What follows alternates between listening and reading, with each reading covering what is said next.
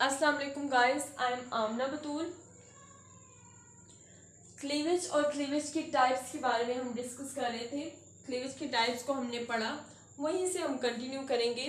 आज के हमारे दो टॉपिक्स हैं। The first one is rotational cleavage and the other is meroblastic cleavage. Rotational cleavage occurs in nematodes and mammals. Rotational cleavage nematodes और mammals में होती है। Why there is similar cleavage pattern between nematodes and mammals?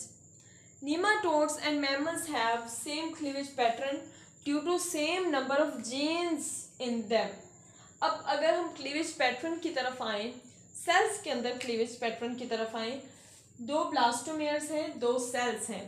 The first one is founder cell and the other is stem cell. The founder cell will always divide equatorially and the stem cell will always divide meridionally. Founder cell जो है वो हमेशा equator पे divide होगा क्योंकि जो cleavage furrow है वो इक्वेटर से गुजरेगा. And in stem cell the cleavage furrow will divide the egg cell meridionally. This change cleavage pattern in cells will establish egg polarity and the cleavage furrow will extend from one to another cell from posterior to anterior. Next हमारा topic है meroblastic cleavage. हमने पहले holoblastic cleavage और meroblastic cleavage के बारे में पढ़ा था, उनका डिफरेंस पढ़ा था कि holoblastic cleavage is a complete cleavage and meroblastic cleavage is incomplete.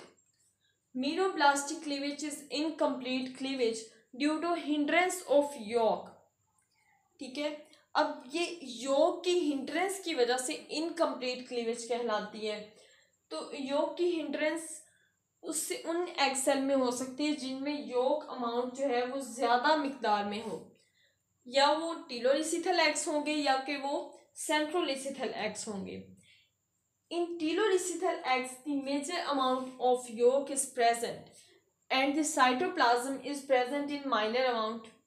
And in centrolicital eggs, the yolk portion is present in center and the cytoplasm is present in at the margins of the egg, at the rim of the egg. Drosophila हमारा जो है वो member है जिसके अंदर हम meroblastic cleavage को study करेंगे. अब क्या है कि जो ड्रोसोफिला है it has superficial egg. Superficial egg इस तरह से है, इट इज दिस सेंट्रोलिसिथल एग कि इसके अंदर जो योक पोर्शन है वो सेंटर में प्रेजेंट है और जो साइटोप्लाज्म है वो रिम पे या मार्जिन्स पे प्रेजेंट है. The cleavage will not start in this cytoplasm. Cleavage जो है वो साइटोप्लाज्म में स्टार्ट नहीं होगी. Initially it will start in the yolk portion until 13th division. The cleavage will not start at the cytoplasmic area. तो एक ही cell के अंदर कई न्यूक्लियाई बन जाएंगे क्योंकि डिवीजन्स तो न्यूक्लियस में स्टार्ट हुई हैं. ठीक है, single cell will many nuclei forms until 13th nuclear division. 256 nuclei syncytium will produce in about 8 minutes.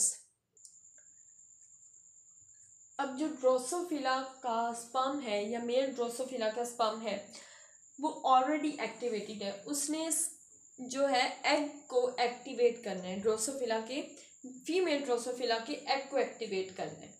ठीक है, तो ये जो स्पर्म है ये एक टनल से, एक पैसेज से गुजरेगा. उस टनल या पैसेज को माइक्रोपाइल कहते हैं. ठीक है, from where sperm enters. One sperm enter at one time. ये जो एंट्रेंस है, एक स्पर्म एक ही वक्त में एंटर हो सकता है. That provides blockage to polyspermy. ठीक है, ये बाकी स्पर्म्स को अंदर दाखिल होने से प्रिवेंट करेगा. Due to its narrow tunnel the tail of the sperm is 1.8 millimeter, 300 times more than human sperm tail. That also support prevent from polyspermy. And every division will take 8 minutes. During 9th division क्या होगा कि जो 256 nuclei हैं उनमें से जो 5 nuclei हैं, 5 nuclei move to posterior surface, egg की पोस्टीरियर सरफेस की तरफ मूव करेंगे और एक सेल मेम्ब्रेन बना लेंगे। ये 5 न्यूक्लियाई कहलाएंगे pole cells, and these pole cells are precursors to germ cells. These pole cells are precursors to germ cells, and these also have cytokinesis. During 10th division, the remaining 251 nuclei migrate to the cortical region, periphery rim of the egg. ठीक है, कि जो बाकी 251 nuclei हैं वो periphery reason की तरफ move करना शुरू कर देंगे। वहाँ वो एक सिंसिशियल ब्लास्टोडर्म बनाएंगे, एक एम्ब्रियो होगा जिसके गिर्द सेल मेम्ब्रेन प्रेजेंट नहीं होगी। These nuclei are confined to the little territory surrounded by cytoplasm. ठीक है, एक टेरिटरी बना लेंगे जिसके गिर्द साइटोप्लाज्म प्रेजेंट होगा। इन सेल्स को क्या कहेंगे? एनर्जिड्स कहेंगे। इन 251 न्यूक्लियाई को कहेंगे एनर्जिड्स, जिनके अंदर माइक्रोट्यूब्यूलर प्रोटीन्स प्रेजेंट है। अब क्या 13th डिवीजन की तरफ आते हैं। During 13th division cells are arranged as membranes formed clearly called as cellular blastoderm. ये जो डिवीजन है 25 मिनट्स में कंप्लीट होगी। अब 13th डिवीजन कंप्लीट होगी, इसका मतलब कि सिंक्रोनाइजेशन जो थी वो सिर्फ यहीं तक थी। The synchronization will be lost in the 14th division. 14th division is asynchronized, timing is different, independent of each other. मतलब कि 75 सेल्स भी हो सकते हैं और 175 सेल्स भी हो सकते हैं। अब एक जाइगोट बन गया है जिसके अंदर मैटरनल जीनोम प्रेजेंट है। इस स्टेज पे आके जो ट्रांसक्रिप्शन हो रही थी मैटरनल जीनोम की वो स्टॉप हो जाएगी। ठीक है, और इस टाइम को कहेंगे या इस ट्रांजिशन को कहेंगे mid blastular transition that are expressed by female genome. ठीक है, जीनोम ऑफ द जाइगोट या maternal genome. These transitions are called as mid blastular transitions. I hope आपको आज के लेक्चर की क्लियरली समझ आई होगी।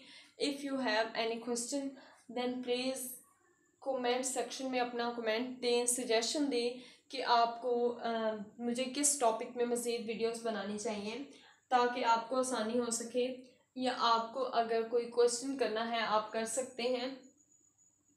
इसके अलावा अगर आपको ये वीडियो अच्छी लगी है then please like and share the video, comment section में कमेंट करें, and please subscribe my channel Zoology Planet।